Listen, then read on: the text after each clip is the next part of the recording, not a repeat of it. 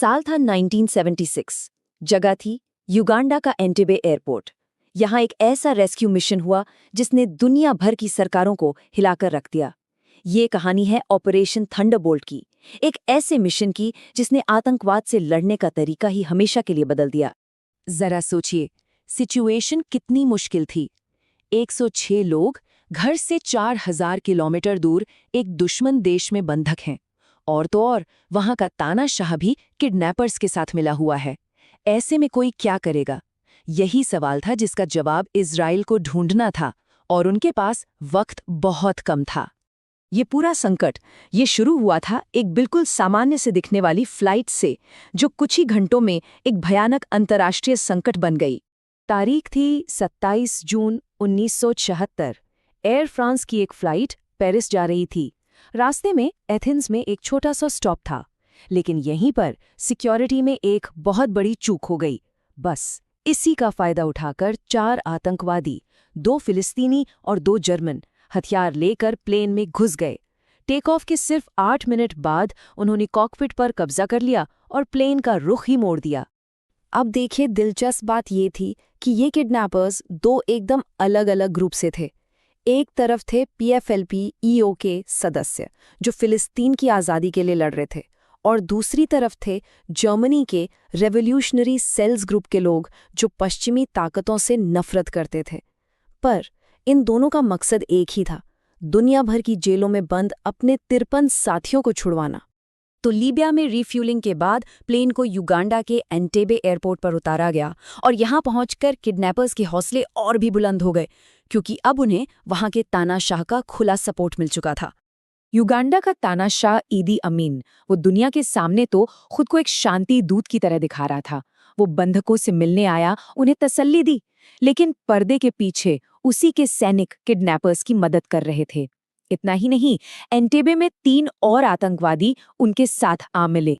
उनकी मांगें बिल्कुल साफ थीं, 53 कैदियों की रिहाई और $50 लाख, और साथ में एक सीधी धमकी, अगर 1 जुलाई तक मांगें पूरी नहीं हुई तो एक-एक करके सारे बंधकों को मारना शुरू कर दिया जाएगा। इसके बाद जो हुआ वो बेहद खौफनाक था। किडनैपर्स ने पासपोर्ट देख-देख कर यात्रियों को 2 ग्रुप में बांट दिया। जिन लोगों के पास इजरायली पासपोर्ट थे या जो यहूदी थे, उन्हें एक अलग हॉल में ले जाया गया। बाकी यात्रियों को रिहा कर दिया गया। ये एक बहुत डरावना कदम था, लेकिन अनजाने में किडनैपर्स ने इजराइल की बहुत बड़ी मदद कर दी। इन्हीं रिहा हुए यात्रियों से मोसाद को वो खुफिया जानकारी मिली जिसने सब कुछ बदल दिया। उधर इजराइल में सरकार और सेना के बीच मीटिंग्स का दौर चल रहा था। बातचीत से तो कोई हल निकल नहीं रहा था, और 4000 किलोमीटर दूर मिलिट्री एक्शन करना ये लगभग नामुमकिन लग रहा था। लेकिन इजराइल ने इसी नामुमकिन को मुमकिन करने की तैयारी शुरू कर दी। तो मोसाद ने रिहा हुए बंधकों से एक-एक डिटेल निकाली। टर्मिनल के अंदर कितने आतंकवादी हैं, उनके पास क्या-क्या हथियार हैं, वो कहाँ-कहाँ तैनात हैं। और फिर किस्मत ने भी उनका साथ दिया। पता चला कि एंटेबे का टर्मिनल कुछ साल पहले एक इजरायली कंपनी ने ही बनाया था। बस फिर क्या था, कंपनी से फौरन उस बिल्डिंग के नक्शे मंगवाए गए और रातों रात रेगिस्तान में उस टर्मिनल का हूबहू मॉडल तैयार किया गया, ताकि कमांडो हमले की पूरी प्रैक्टिस कर सकें। इस बीच इजराइल ने एक बहुत बड़ी और चतुर चाल चली। उन्होंने किडनैपर्स से बातचीत का नाटक जारी रखा और उन्हें यकीन दिलाया कि वो उनकी मांगें मानने के बारे में सोच रहे हैं। इस धोखे से उन्हें 4 जुलाई तक की मोहलत मिल गई। यही वो कीमती 72 घंटे थे जिनकी उन्हें इस मुश्किल मिशन की तैयारी के लिए सख्त जरूरत थी।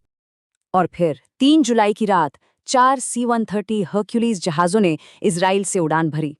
उनका मिशन था बिजली की तेजी से हमला करना और बंधकों को छुड़ाकर वापस लाना। इसीलिए तो इस ऑपरेशन को नाम दिया गया था थंडरबोल्ट। इस प्लान का सबसे कमाल का और हैरान करने वाला हिस्सा था उनका ट्रोजन हॉर्स। कमांडोज अपने साथ एक काली मर्सिडीज कार और कुछ लैंड रोवर्स लेकर जा रहे थे। ये काफिला बिल्कुल युगांडा के राष्ट्रपति ईदी अमीन के काफिले जैसा दिखता था। आइडिया ये था कि वो प्लेन से उतरकर सीधे टर्मिनल तक पहुंच जाएंगे और किसी को उन पर शक तक नहीं होगा। लेकिन हर प्लान में कोई ना कोई गड़बड़ हो ही जाती है। मिशन शुरू होने से ठीक पहले पता चला कि ईदी अमीन ने कुछ ही दिन पहले अपनी काली मर्सिडीज बदलकर एक सफेद मर्सिडीज ले ली थी। ये एक छोटी सी चूक थी, लेकिन ये पूरे मिशन को खतरे में डाल सकती थी।